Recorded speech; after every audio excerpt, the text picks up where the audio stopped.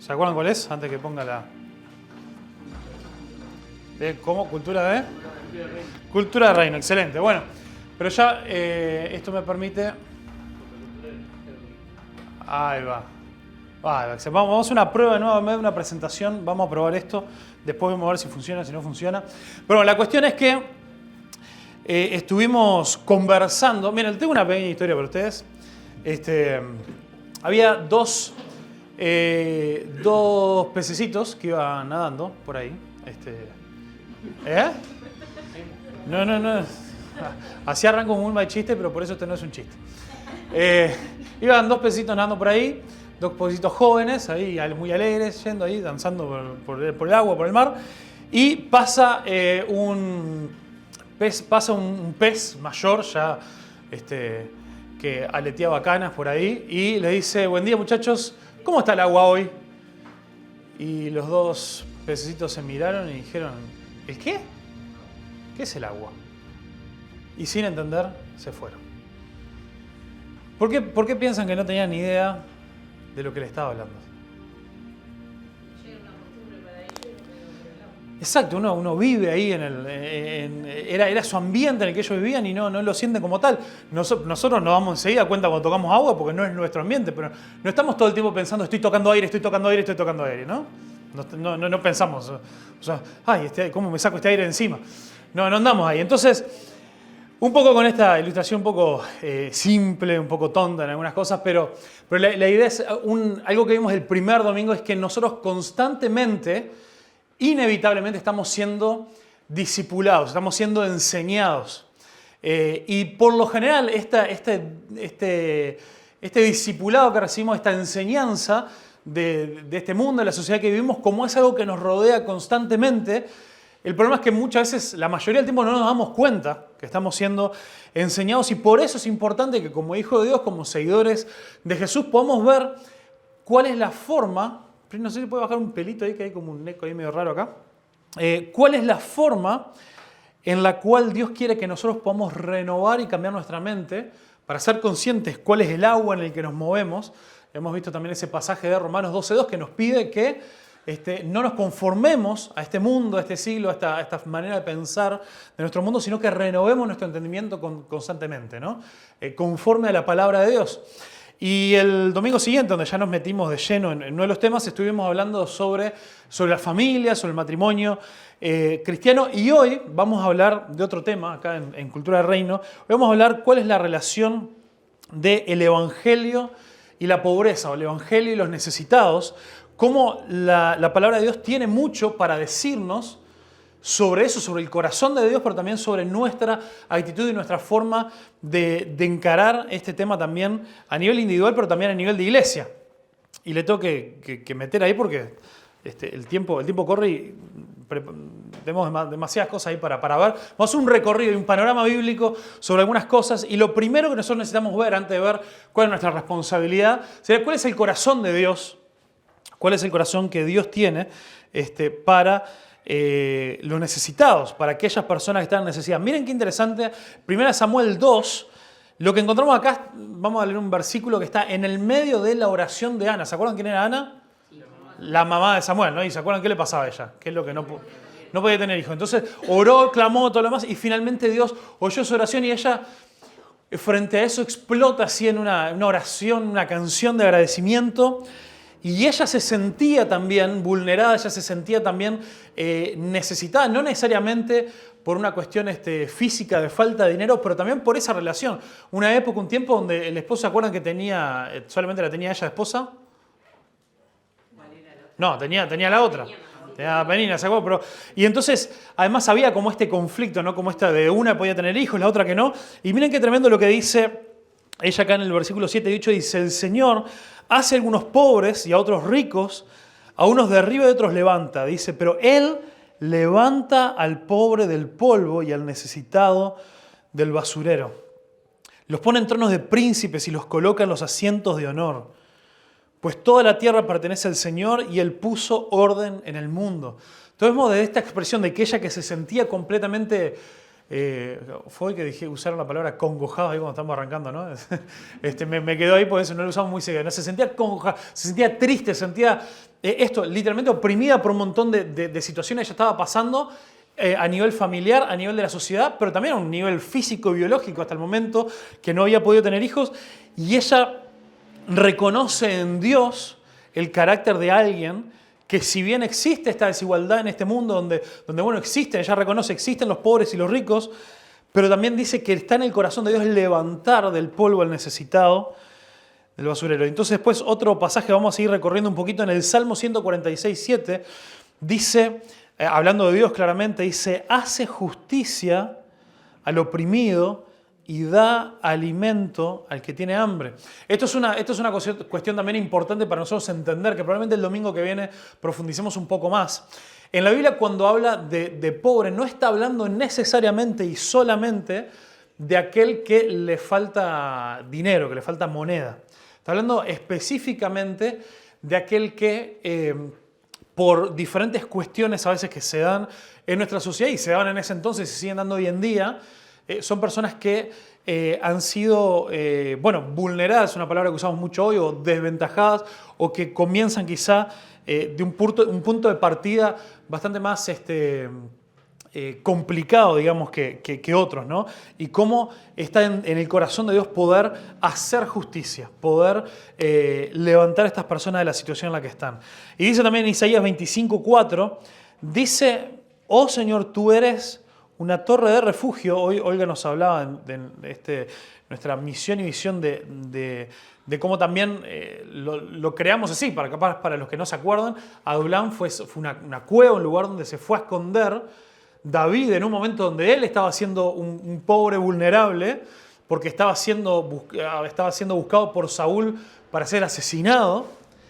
Y llegó a un lugar que era el lugar de Adulam, y se metió en una cueva de Adulam. Me dice que en ese lugar, que para él fue refugio, vinieron un montón de personas. ¿Se acuerdan las características de esas personas?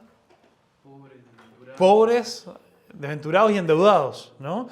Gente que literalmente tuvo que salir corriendo de sus vidas y fue a ese lugar a buscar refugio.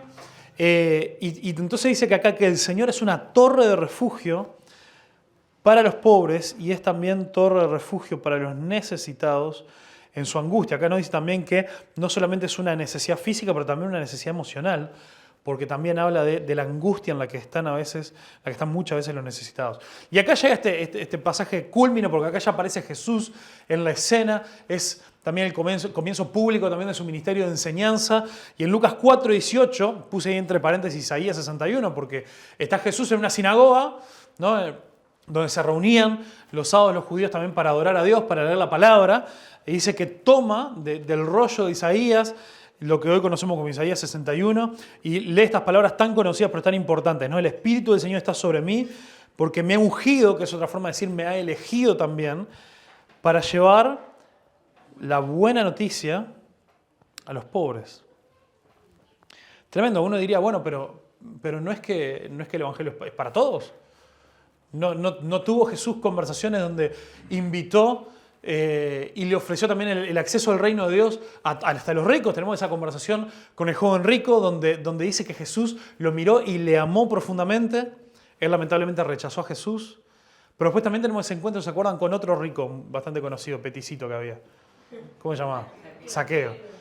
Y vemos en Saqueo una actitud completamente diferente, alguien que no solamente tuvo esa curiosidad, sino que después frente a ese encuentro con Jesús, lo dejó todo y nos dice, bueno, pero ¿cómo a los pobres?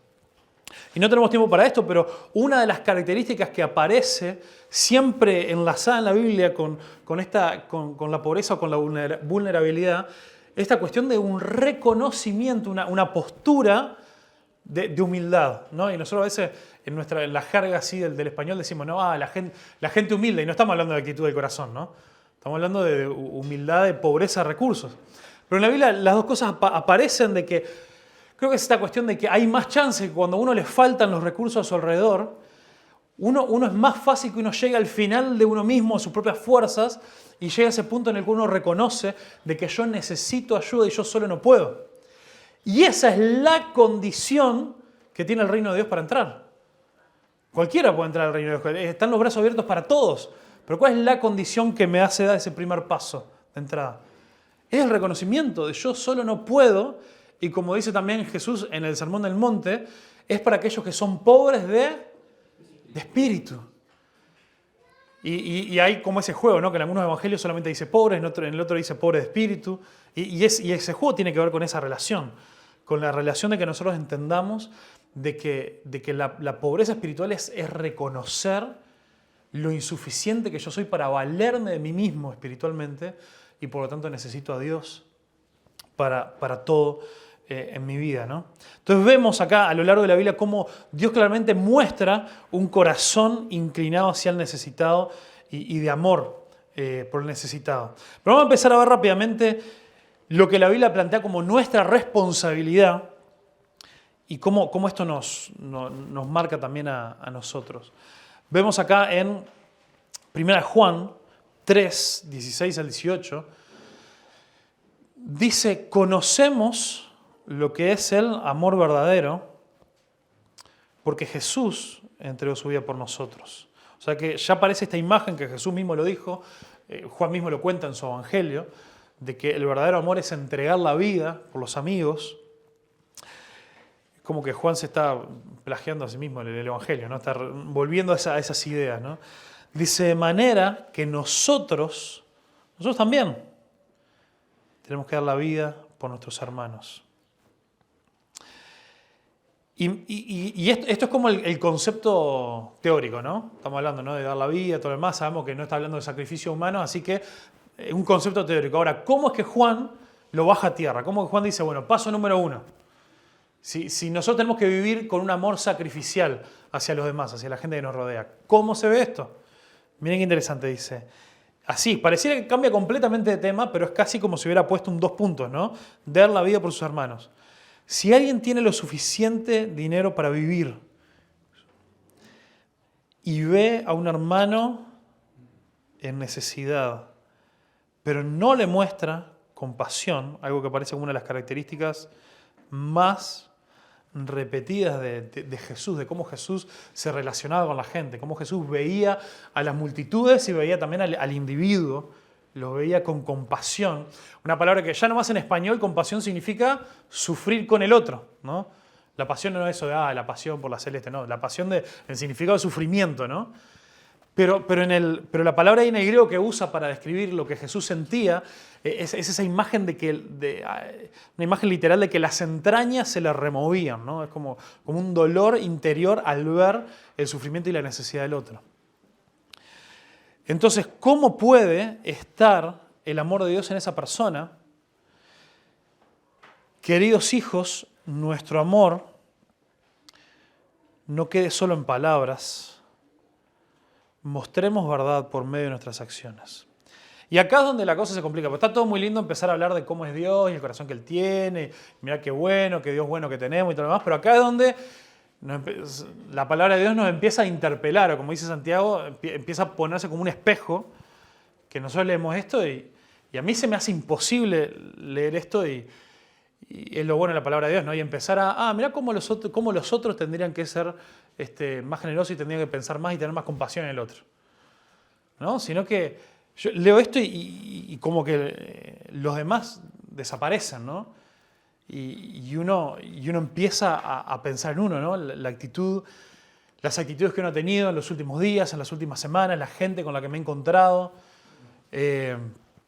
la gente que por un lado quizás los he visto en necesidad por primera vez, que eso también cambia mucho, ¿no? Cómo reacciona nuestro corazón frente a la primera vez que nos encontramos con una persona en necesidad, frente a quizá cuando vemos a la misma persona por 15ª vez en la misma situación, que ahí ya empieza esa cuestión de decir, bueno, pero no has hecho nada al respecto, ya te ayudamos 1, 15, 20 veces. Y las cosas que empiezan ahí a suceder en nuestro corazón cuando nos encontramos en esas situaciones, ¿no? Pero la palabra de Dios nos dice de que cómo puede estar el amor de Dios en nosotros. Y claramente, y esto pasa con el amor, pero también pasa en la palabra de Dios con la fe. Nuestra concepción hoy, no sé si es moderna, posmoderna, eso no sé, ustedes me dirán, pero en nuestra sociedad seguimos relacionando mucho tanto el amor como la fe con cosas que sentimos, ¿no? Con algo que nos pasa adentro, ¿no? Y en la palabra de Dios, tanto el amor como la fe jamás está separado de acción. Y aparte, no lo vamos a ver tanto hoy, pero en el libro de Santiago también está muy relacionado. Tanto la fe y las obras con después esas obras que muestran amor. Y justamente en la cabeza de Santiago no existe una persona que diga, yo creo en Dios, pero yo creo así como para adentro, ¿no? Esto es una creencia, es un sentir que no está afectando ninguna de las áreas de mi vida, de cómo yo vivo. Para Santiago eso es cualquier cosa, no existe. Y lo mismo sucede con el amor. Y algunos proverbios acá también. La enorme mayoría de los proverbios se siguen atribuyendo ¿a quién? ¿A qué rey? A Salomón. Y Salomón se lo conoce como el hombre que más sabio y más rico también, de todos, ¿no? Entonces, fuertemente, yo me pregunto qué habrá pasado en el corazón de él cuando él escribió proverbios como los que tapan sus oídos al clamor del pobre, tampoco recibirán ayuda cuando pasa necesidad. Al que ayuda al pobre, esto es como la otra cara de la moneda, ¿no? Al que ayuda al pobre no le faltará nada. En cambio, los que cierran sus ojos ante la pobreza serán maldecidos. Fuertísimo. Muy fuerte esto para nosotros. Por un lado es un desafío muy fuerte, por otro lado es una promesa tremenda, ¿no? De que no... Vamos a hablar también de lo que es el dar sacrificialmente, pero muchas veces también es entendible que cuando nos presentamos frente a varias situaciones donde no es darle unas monedas al cuidado coche, sino cuando estamos hablando de cubrir algunas necesidades que realmente nos van a doler a nosotros y nos van a significar algún costo real en nuestra vida, en nuestra forma de vivir, uno puede preguntarse, pero esto, está todo bien con dar todo lo más, pero bueno, ¿cuándo se va a tratar de mí un poquito, ¿no? Y ahí comienzan a salir esas raíces de egoísmo con el que todos luchamos durante nuestra vida, pero tenemos esta promesa de parte de Dios de que Dios se encarga de que no le falte nada a aquel que atiende la necesidad del necesitado. Porque justamente una de las mentalidades que Dios quiere que nosotros cambiemos es esta mentalidad de recursos limitados, por entender que nosotros somos parte de un pueblo, de un Dios, de recursos ilimitados. Y por lo tanto acá no se trata de un número finito de recursos que hay que ver cómo lo dividimos, cómo lo repartimos, sino un Dios que puede abundantemente seguir supliendo y seguir proveyendo para los que le aman. Y acá llegamos a Santiago. Dice, amados hermanos, ¿de qué le sirve a uno decir que tiene fe si no lo demuestra con sus acciones? ¿Puede esa clase de fe salvar a alguien? Suponga que Santiago tenía claro que la salvación no es por obras, es por fe. Pero lo que dice es una fe de truchos, una fe de mentiras, una fe que le das un soplido así y se cae. Entonces, ¿cuál es la sustancia de la fe? ¿Cómo se demuestra? ¿Cómo se manifiesta una fe real y genuina?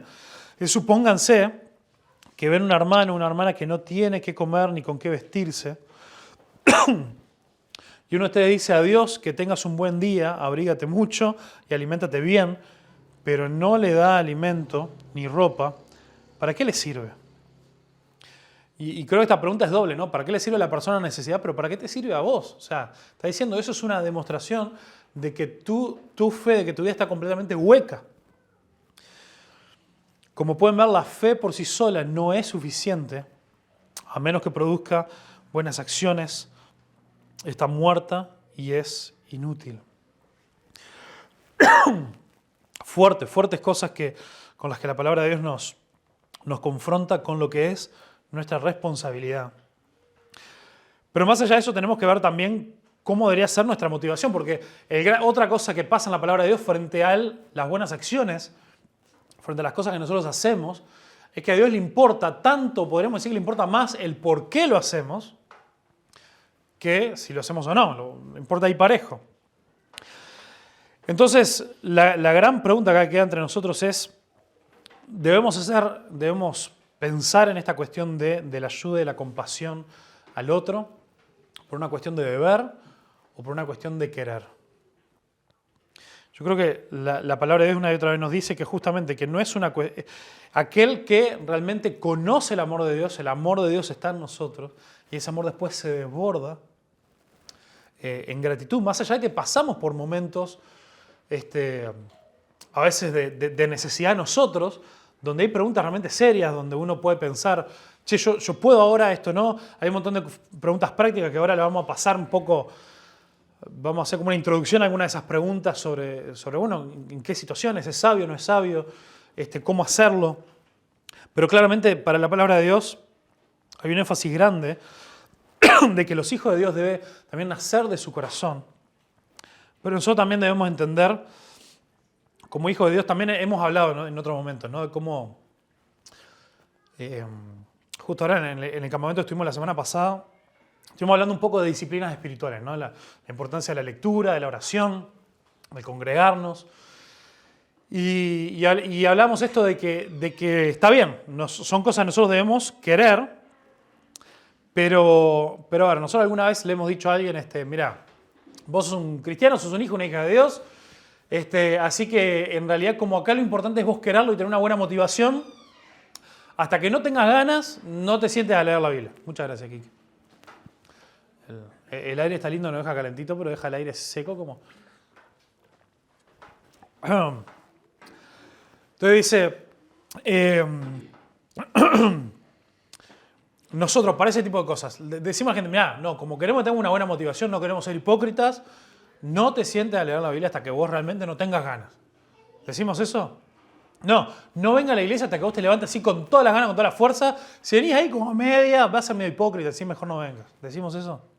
No. Entonces también hay este equilibrio, esta cuestión de decir, bueno, a veces son pasos de obediencia que nosotros damos y a través de esos pasos de obediencia Dios también va poniendo en nosotros el querer y el hacer, como habla también ahí en Filipenses 2. Después, otra cosa también importante que se puede haber visto mucho también es el tema de cuando nosotros ayudamos a la gente, a nivel individual o como iglesia también.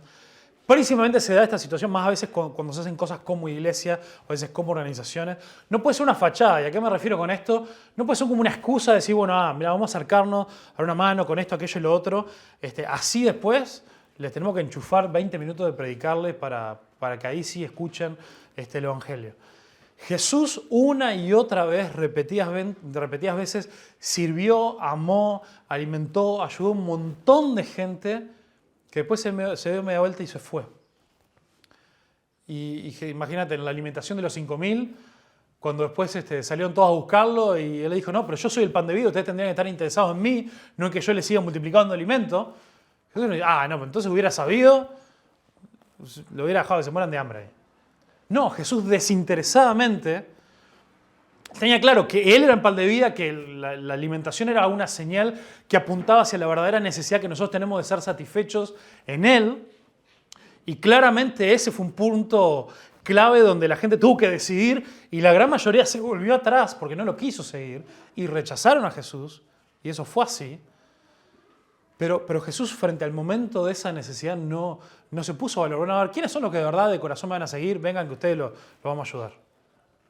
No hubo una fachada por algo más, hubo realmente un corazón. Debe haber realmente un corazón de querer ayudar. También la otra mala motivación es que sea por culpa. En el Evangelio, en la palabra de Dios, no existe esta cuestión de cuestión de decir, si vos tenés algo, te tenés que sentir mal por lo que tenés, porque entonces, porque vos no lo merecés, y entonces, como todos somos pecadores, sentite mal y tenés que ir a hacerlo. No. La culpa es completamente opuesta también a lo que el Evangelio produce en nosotros. La palabra de Dios dice que ya no hay más condenación para los que están en Cristo Jesús, dice en Romanos 8.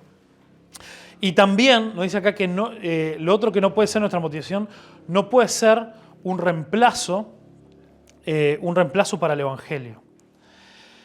Esto habla que también es otra tendencia que se va hacia el otro extremo de algunos movimientos o incluso en algunas iglesias donde se han dado situaciones en las que a veces se cree que el mismo hecho de brindar ayuda a las personas, de acompañar, de ayudar, asistir a los demás, eso mismo es vivir el Evangelio sin que llegue nunca una necesidad de llegar a predicar con palabras este mensaje de Jesús.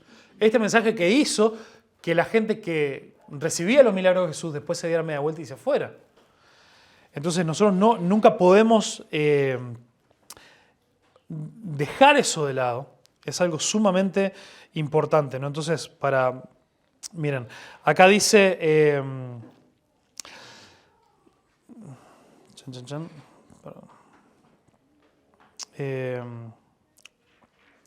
dice, nosotros podemos... desafortunadamente la historia, esto es una cita de David Platt, que dice, lamentablemente la historia cristiana está plagada de historias de personas que trabajaron apasionadamente en favor de los pobres, pero que sutilmente aflojaron su predicación del Evangelio. Algo que también se le ha llamado como el Evangelio social del siglo XX, despojó y alejó al cristianismo de sus verdades fundamentales y encaminó a muchas iglesias hacia el abandono teológico y la herejía bíblica. ¿Esto qué significa también? Son dos extremos. La iglesia siempre es tentada a irse a un extremo o al otro, ¿no? Entonces tenemos este extremo de decir, no, nosotros solamente estamos para verdad y para cosas espirituales y para cosas eternas, entonces mirá, nosotros no te vamos a ayudar nada. Eso Dios lo condena, pero también hay casi que es al revés, terminamos nosotros condenando a la gente si solamente nos preocupamos o pensamos que las buenas noticias, el gran cambio y la transformación del reino de Dios que tiene para ellos es una vida un poquito más cómoda de este lado de la eternidad y después una eternidad de perdición porque jamás conocieron, reconocieron, se arrepintieron y se postraron a los pies de Jesús, el único que realmente podía hacer un cambio eterno en sus vidas. Entonces siempre nosotros tenemos que luchar por cuidarnos de esos dos extremos, de vivir en ese equilibrio. Y en eso también creo que como iglesia lo puedo comendar en esto de decir, he visto en este tiempo ejemplos muy lindos de una congregación sensible, de que enseguida cuando escuchan de una necesidad de alguien en su alrededor, en su familia, en sus barrios, han sido prontos en comunicarlo, en buscar, en preguntar, qué cosas podemos reunir, qué cosas podemos ayudar, incluso desde su propia necesidad y de sus propias falencias, de haber visto la forma en la cual podemos compartir. Y la verdad es que creo que en estos 3 años y pico no he visto a nadie... es por esa actitud de fachada, decir, esto es una ayuda para poder después enchufarle un mensaje, pero tampoco he visto ese otro extremo de decir, bueno, solamente ayudamos y la parte espiritual que se maneje. Entonces esto también es un llamado bueno a permanecer también firmes en eso. Bueno, vimos la parte de la motivación, vamos rápidamente al tema de la acción. Lo primero es que Dios nos llama a trabajar diligentemente. Esto comienza desde la creación, es importante ver también la cuestión del trabajo, cómo es algo que Dios plantea y que Dios nos da a los hijos de Dios desde algo que sucedió antes del pecado y antes de la caída, ¿no? Porque como después está como consecuencia del pecado, eso que Dios dice que, Mati, ¿está ocupado el baño? No entres. Por la duda que no estuviera trancado. Entonces, es importante también que veamos que aparece esa frase después de la caída donde Dios dice, bueno, trabajarás trabajarás con el sudor de tu frente, ¿no? Y a muchos les quedó que, esto del trabajo al final, si Adán no hubieran pecado, estaríamos todos ahí echados para atrás, no haciendo nada. Pero miren qué tremendo, de las primeras cosas que Dios le dice al hombre y a la mujer, Génesis 2.15 dice, el Señor Dios puso al hombre en el jardín de Edén para que se ocupara de él y lo custodiara. Y el primer mandato también más claro que Dios le da al hombre y a la mujer es, ustedes tienen que señorearse, o sea, gobernar sobre la tierra y fructificarla y llenar la tierra. Desde el día 1 tenían que trabajar. Entonces vemos también cómo el trabajo nos habla también de la generosidad. Generosidad de este Dios que compartió con nosotros responsabilidad, creó un mundo que una y otra vez en todos los días de la creación dice que era bueno, pero lo que no dice es que era perfecto y terminado. Esto ya lo hemos hablado en otros momentos, ¿no? Por eso es que toma al hombre y mujer y dice, bueno, acá tiene esto que es algo bueno. Tomen ahora con las capacidades que yo les he dado, habiendo yo puesto mi imagen en ustedes, o habiéndolos creado a imagen mía, y ahora vayan y hagan lo mejor. Entonces, nos habla de la generosidad de un Dios que comparte con la humanidad esta capacidad de Dios divina de crear y de llevar a cabo también su tarea. Entonces, bueno, el segundo que voy a poner ahí está relacionado en la misma idea, Pero también esta misma la razón, es una razón, muchos escucharon la frase esta de que el trabajo dignifica, ¿sí? A uno le ha pasado que a veces, no sé, está de licencia y no tiene nada para hacer, sé que algunos han estado de licencia médica o sé que algunos, no sé, han atravesado periodos bastante largos de estar sin trabajo. ¿Y qué es lo más normal que pasa? ¿Y uno qué le pasa a uno? Uno está, pum para arriba, qué bueno, no tengo que trabajar. Lo más normal que pasa que es, uno se bajonea, ¿no? Y hay una razón teológica para eso, es que es algo que Dios creó como parte de la forma en la que nosotros funcionamos y nos sentimos bien. Recuerdo, gracias a Dios, ahora hace varios años que no me pasa por lo menos tanto, pero cuando yo estaba abocado solamente a la fotografía, en la fotografía tenés temporadas muy altas y temporadas bajas. Temporada baja suele ser en el invierno. Y me pasaba todos los inviernos que yo me recontra bajoneaba, y parte de eso también era que no tenía tantas cosas para hacer como en la temporada alta.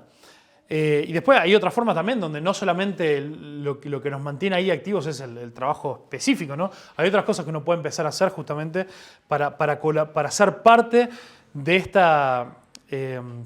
este trabajo diligente que Dios nos ha encargado en todas las esferas de la vida. El otro era trabajo dignifica. Bueno, mira, le leí una cita muy buena, un poquito larga, pero muy buena, de Timothy Keller, justamente un libro que él tiene sobre el trabajo. Dice, la agricultura toma el material físico del suelo y las semillas y produce alimento. La música toma la física del sonido y la reorganiza en algo hermoso y emocionante que da sentido a la vida. Cuando tomamos tela y la confeccionamos una prenda de vestir, cuando empujamos una escoba y limpiamos una habitación, cuando usamos la tecnología para aprovechar la fuerza de la electricidad, cuando tomamos una mente humana ingenua y sin formar y le enseñamos un tema, cuando enseñamos a una pareja cómo resolver sus disputas relacionales, cuando tomamos materiales simples y los convertimos en una obra de arte conmovedora, continuamos la obra de Dios de formar, llenar y someter. Y estamos siguiendo el patrón de Dios de desarrollo cultural creativo. Entonces es una cosa preciosa también en la que Dios trabaja también a través de nosotros. Por lo tanto, podemos ver también cómo, bueno, acá en primero, unas cosas más acá en el Nuevo Testamento, por eso yo dije que había muchos pasajes hoy, ¿no? Pero dice, 1 Timoteo 6, 17 al 19, dice, enséñenle a los ricos de este mundo que no sean orgullosos ni que confíen en su dinero, el cual es tan inestable. Acá dicen, los ricos de este mundo, que no sean orgullosos ni que confíen en su dinero. Esto también, la palabra de Dios nos está enseñando, y ahora vamos a resolver un poquito más esto, de que los bienes en sí, la riqueza en sí, no es mala en sí misma. Algo que sí es bastante discutido hoy en día, sino que nos dice, por acá dice, deberían depositar su confianza en Dios. O sea, el problema no es la riqueza, sino dónde está nuestra confianza, dónde está nuestro tesoro, como dijo Jesús. Su confianza en Dios, quien nos da en abundancia todo lo que necesitamos para que lo disfrutemos. Es otro problema también, de que nosotros no tomamos los regalos de Dios y lo disfrutamos en base al dador de esos regalos, sino que los terminamos transformando en un Dios en sí mismo, en un fin en sí mismo. Diles que usen su dinero para hacer el bien. Deberían ser ricos en buenas acciones, generosos con los que pasan necesidad y estar siempre dispuestos a compartir con otros. De esta manera, al hacer esto, acumularán su tesoro como un buen fundamento para el futuro, a fin de poder experimentar lo que es la vida verdadera. Entonces, en todas nuestras situaciones, estemos en escasez o en abundancia, Dios quiere que nosotros podamos experimentar la vida verdadera a través de la confianza en Él, de que Él suple todo lo que nosotros necesitemos. Miren qué tremendo este pasaje de Efesios 4, 28. Dice, si eres ladrón, deja de robar. Bien, excelente, gracias Pablo. Dice, en cambio, usa tus manos en un buen trabajo digno y luego comparte generosamente con los que tienen necesidad. Y esto de trabajar dignamente, esto es tremendo porque no solamente la visión del reino de Dios, acá donde también, también nuestra cabeza, como la cultura del reino de Dios, se tiene que diferenciar también de lo que nos dice este mundo, es que nosotros no solamente buscamos ser esforzados para salir adelante, que es una cosa importante. Dios quiere que salgamos adelante, que nosotros mismos no pasemos necesidad, como por el fruto también de nuestro trabajo. Pero también está en el corazón de Dios de que nosotros trabajemos y nos esforcemos para tener excedentes, para poder compartir con los que no tienen. Y esto es clave. Entonces, no solamente te vamos a animar a decir, bueno, mirá, sé que hay varios que han estado haciendo un esfuerzo para terminar el liceo o para ir y arrancar algún curso, alguna carrera, algo que les dé mejores posibilidades laborales. Te queremos alentar para eso, no solamente para que estés mejor, para que no pase vos necesidad y puedas suplir para vos mismo, sino también para que en la lógica del reino de Dios vos puedas decir, yo quiero estar mejor de como estoy hoy, yo quiero salir adelante, también para yo poder tener la capacidad de mostrar más generosidad con los demás. Y esto es algo que agrada a Dios. Esto claramente, puse este otro pasaje acá porque podría quedar como casi un castigo, ¿no? Esto es para lo que eran ladrones, ¿no? Para lo que eran ladrones, ahí sí ellos tienen la responsabilidad de ahora como devolver, ¿no?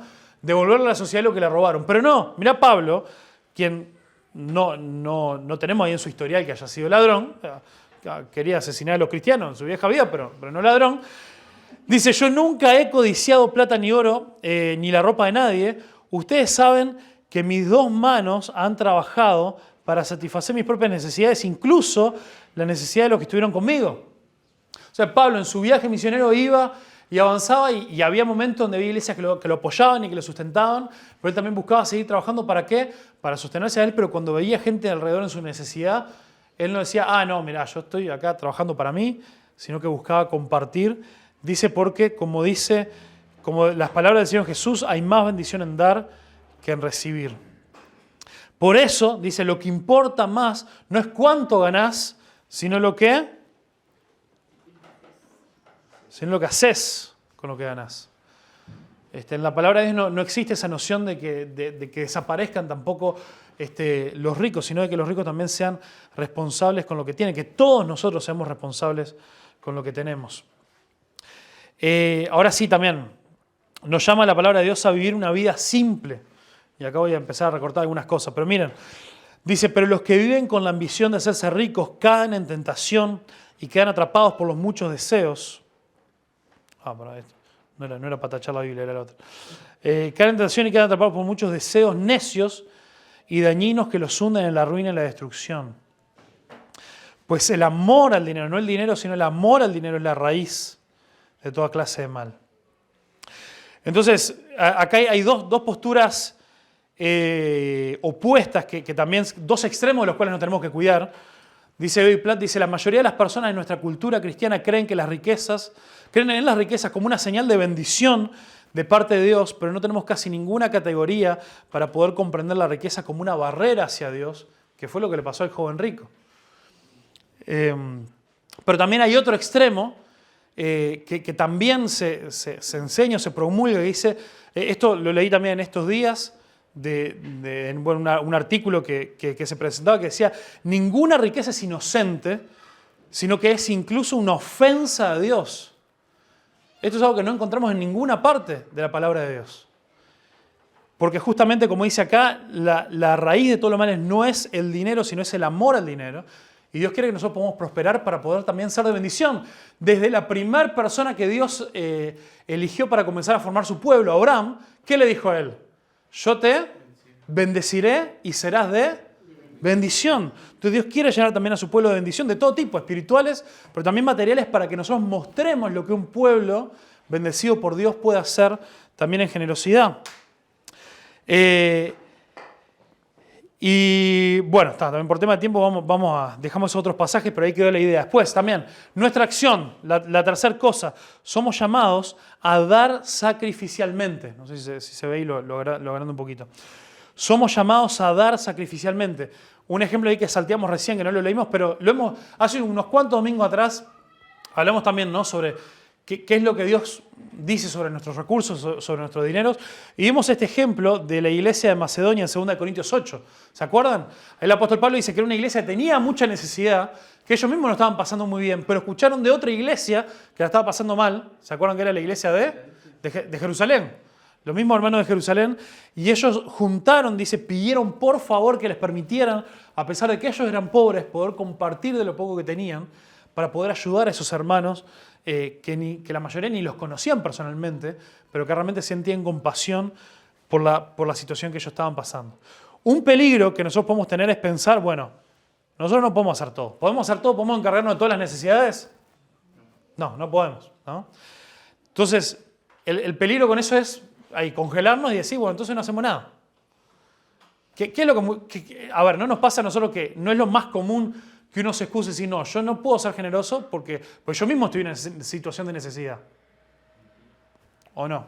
¿No? Nos conocemos, ¿no? Nos conocemos, sabemos. Yo sé que hoy acá muchos están sin trabajo, están o un trabajo ahí de sueldo mínimo, luchando ahí para llegar, no a fin de mes, luchando para llegar al 15, con deudas, con un montón de situaciones. Y por supuesto que muchas veces somos nosotros los receptores también de la generosidad y la bondad de Dios a través de otros hermanos, pero eso no nos libera a nosotros para vernos solamente desde ese lado. Sino también pensemos, bueno, en lo poco, en la escasez que tengo, ¿cómo me puedes desafiar Dios a ser también generoso? Entonces la palabra de Dios también establece prioridades, y esta es una parte bien práctica, ¿no? Vamos a ver solamente 3 prioridades. Lo primero que nos deja bien claro es la prioridad de nuestra propia casa. Y esta es la gran hipocresía, casi estamos hablando de una hipocresía grave, de alguien que se desvive, que haga grandes sacrificios para ayudar a otros, pero en sí permite que la gente de su propio hogar pase seria necesidad. Ahí en 1 Timoteo 5:8 dice, aquellos que se niegan a cuidar de sus familiares, especialmente los de su propia casa, han negado la fe y son peores que los incrédulos. Entonces acá, y esto también, bueno, ¿cómo cuidamos de los de nuestra propia casa si en nuestra propia casa estamos en necesidad? Y acá donde la palabra de Dios nos desafía en esto, decir, bueno, hay que salir a buscar, a ver cómo proveer, a salir a buscar trabajo. Si no hay, lo creamos, inventamos, empezamos a hacer algo para vender, no sé, lo que sea hasta que la situación se vaya acomodando, buscar ayuda también, pero a veces buscar ayuda que me permita no solamente suplir para hoy, sino empezar a construir para un mañana. Y después de eso también, bueno, toda la parábola del buen samaritano, que no tenemos tiempo para entrar hoy, pero varios la conocen, nos habla también del prójimo, que el prójimo es el que tenemos próximo, aquel que tenemos cerca, a nuestro alrededor, aunque sea un desconocido, aunque no sea un hermano en Cristo, pero es aquel con quien Dios hace que nos crucemos en el camino y tenemos también ese llamado de mostrar esa generosidad y esa compasión. Pero también, esta situación que les decía recién de 2 Corintios 8, los hermanos necesitados de otras iglesias. En Romanos 15:26, acá es el post, ya después de lo que nos cuenta 2 Corintios 8 y 9, dice, pues les cuento que los creyentes de Macedonia y Acacia con entusiasmo juntaron una ofrenda para los creyentes en Jerusalén. Y un detalle interesante es que esto de juntar una ofrenda, en realidad en griego es la palabra que hoy la mencionó Iñárritu, koinonía. Esa palabra que significa también esto de participar juntos, de buscar tener comunión. Ellos buscaron tener comunión, es lo que dice en realidad el griego ahí, con los hermanos, los creyentes de Jerusalén. Ahí nosotros entendemos que se refería a esta ofrenda que ellos juntaron. Entonces tenemos que tener claras también las prioridades para no salirnos del orden y no a veces querer, bueno, preocuparnos más a veces por los de afuera que por los que Dios realmente ha puesto más cercanos a nosotros mismos. Y también la importancia de ofrecer una ayuda que sea constructiva. Dice acá en 2 Tesalonicenses 3:10, incluso mientras estábamos con ustedes les dimos la siguiente orden: los que no están dispuestos a trabajar, que tampoco coman. Duro, a veces mismo Pablo, la misma Biblia, donde está hablando constantemente de la importancia de la ayuda, donde dice, les encomiendo por favor que le dice a Timoteo, en tu trabajo como pastor no te olvides de los necesitados, o le dice también a los ancianos de Éfeso en Hechos 20, les cuenta cómo él cuando trabajó para suplir sus necesidades, ayudaba a la gente que tenía a su alrededor, pero dice también, los que no están dispuestos a trabajar, que tampoco coman. Y en 1 Timoteo 5, que también lo hemos visto hace poco y recién mencioné uno de los versículos, es todo un listado de condiciones de a quienes debía ayudar la iglesia y a quienes no. También siguiendo esta lógica de decir, bueno, hay ayudas que pueden terminar causando daño también. Porque uno no busca tampoco construir hacia un futuro, sino que a veces podemos terminar reforzando algunas malas enseñanzas de algunas cosas. ¿Cómo lo hacemos? Y más también como una iglesia, la cual nosotros no tenemos muchos recursos, eso también es una realidad. Los recursos que tenemos son menos que poquitos.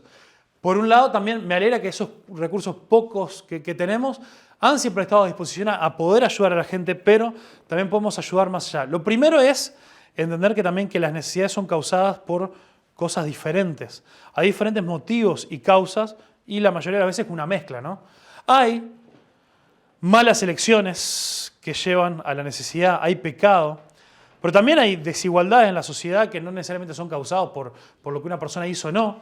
Son situaciones en las cuales a veces una persona nació, se desarrolló en determinado contexto, determinada familia, determinada situación, determinado contexto también hasta político, lo que sea. También por la corrupción justamente en nuestra política que genera, en todos los países del mundo, en algunos más, en otros menos, pero en todos hay corrupción porque lo que es corrupto es el corazón humano. Y donde hay un humano con un corazón va a haber algún tipo de corrupción. Y también hay cuestiones de educación. Y la mayoría de las veces lo que termina pasando es una mezcla, ¿no? Una mezcla de diferentes factores, en algunos más y en otros menos. Entonces, por lo tanto, todo esto va a requerir diferentes tipos de ayuda en base a las situaciones individuales de cada uno y también para ir atacando los diferentes causantes de la necesidad. Es por eso que también siempre tenemos ahí el recordatorio de Lourdes, ¿no? Bueno, y de Arelis también tenemos ya la caja para que traigamos alimentos, para ir generando esas canastas. También de las ofrendas de la iglesia separamos para hacer surtidos y armar más lindas esas canastas. Pero también hemos hecho otras cosas. ¿Se acuerdan hace un tiempo atrás que estoy re contento de la cantidad de frutos que dio eso? Cuando dimos justamente talleres ¿de a qué se acuerdan? Hicimos un par de talleres de diferentes cosas. De economía, de administración familiar, de cómo poder empezar a mirar también el dinero solamente, cómo empezar a tomar decisiones mejores en cuanto a los recursos que tengamos, sean pocos o sean muchos. También me acuerdo que hicimos, ¿se acuerdan? Un taller que después al final hubo poca asistencia, pero lo grabamos y después digitalmente se le sacó mucho provecho, sobre cómo armar mejores currículums, ¿se acuerdan? ¿No? Y cómo poder, bueno, embellecer un poco para diferenciarnos después del montón de personas que también llevan currículums por ahí. Y diferentes personas que también siempre están ahí a disposición para ver, como siempre nosotros tenemos que estar dispuestos a ver el caso en particular y ver cómo podemos apoyarnos mutuamente como hermanos o también a personas que vayamos conociendo que están en necesidad. Debemos ir buscando esas cosas. Pero también no olvidándonos de lo que decíamos de esta inversión eterna, asegurándonos también que cada persona necesitada pueda llegar a conocer de su mayor necesidad y por lo tanto también de su mayor solución, que es el mensaje del Evangelio de Jesús, aquel que pueda hacernos verdaderamente libres, aquel que puede realmente transformar y dar vuelta a nuestra vida en todo. Y Jesús lo hizo de la manera más tremenda, más radical, que fue en esto de entregar su propia vida. Miren, yo les venía, a ver si se acuerdan, el ejemplo de Jesús. Yo les venía diciendo de qué nos hablaba 2 Corintios 8. Sé que hubo muchos pasajes hoy. Sé que no solemos hacer esto, pero quería que podamos agarrar una idea bien general de toda la palabra de Dios. ¿De qué hablaba en 2 Corintios 8? De la ofrenda que hizo la iglesia de Macedonia a Jerusalén, ¿no? Entonces, de la nada está hablando de esto, una iglesia que decidió ser generosa con otra, así en el medio de ese pasaje, Pablo empieza a hablar del ejemplo de Jesús. Dice, ustedes conocen la gracia generosa de nuestro Señor Jesucristo, que dice, aunque era rico, por amor a ustedes se hizo pobre, para que mediante su pobreza pudiera hacerlos ricos. Y acá no está hablando de que Jesús vino y nos trajo un montón de dinero y de recursos y todo lo demás. Lo que está hablando está comparando, usando esta situación de recursos, la necesidad física que tenían unas personas, para hablar de la tremenda riqueza y el ejemplo máximo que nuestro Señor Jesús nos dejó a nosotros, de que Él, siendo rico, como dice también en Filipenses 2, siendo Dios, no teniendo ninguna obligación ni necesidad de despojarse de todo eso, de abandonar su gloria, de abandonar toda la comodidad del cielo, estando sentado a la diestra de Dios, descendió, se despojó de sí mismo, o sea, se deshizo de todas estas riquezas como Dios para hacerse pobre, para nacer vulnerablemente y entregarlo absolutamente todo hasta el final, para que vos y yo podamos ser ricos de verdad, para que vos y yo podamos conocer el tesoro más grande que jamás se nos podría llegar a ofrecer. Y es este Señor que nos dice que con todo lo que Él ayudó y con todas las cosas que Él vino a hacer, con toda la gente a la que Él sanó, a la que Él alimentó, a la gente a la cual Él tuvo compasión, la mayor compasión que Él sintió era por la situación espiritual. El pasaje clave donde nos habla de la compasión de Jesús, en Mateo 9, dice que Él miró a las multitudes y tuvo compasión de ellas, no porque les vio enfermos, les vio hambrientos o les vio complicados, sino porque dice, les vio como ovejas sin pastor. Y lo siguiente que le dice es a sus discípulos, oren al Señor de la mies que envíe obreros. Y lo que hacen al comienzo del capítulo 10 es los envía a ellos, para que los envíe a hacer la respuesta a sus oraciones, para ir a predicar que el evangelio del reino de los cielos se había acercado, mientras sanaban, mientras liberaban de endemoniados, mientras suplían necesidades, pero los envió a ellos en necesidad a predicar con palabras el mensaje de liberación del reino de los cielos. Entonces, en este ejemplo de Jesús, y habiendo hablado de este tema tan tremendo, es que nos acerca a la mesa del Señor, nos acerca a la Santa Cena, nos acerca a poder contemplar esta gracia sublime, eterna, máxima que Él tuvo con nosotros.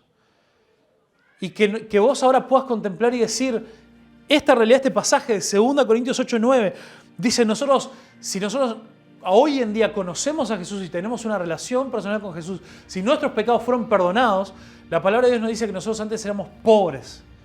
Y ahora, sin importar si después de pagar todas las cuotas que tenés que pagar y ya después de la segunda factura ya no te queda más nada para allá a fin de mes, dice la palabra de Dios que vos en Él sos rico, porque tenés el tesoro más grande que jamás puedas llegar a tener, de un Dios de compasión que quiere suplir tus necesidades, pero se encargó de la necesidad más grande y más difícil de satisfacer y de llenar, que es nuestro vacío espiritual.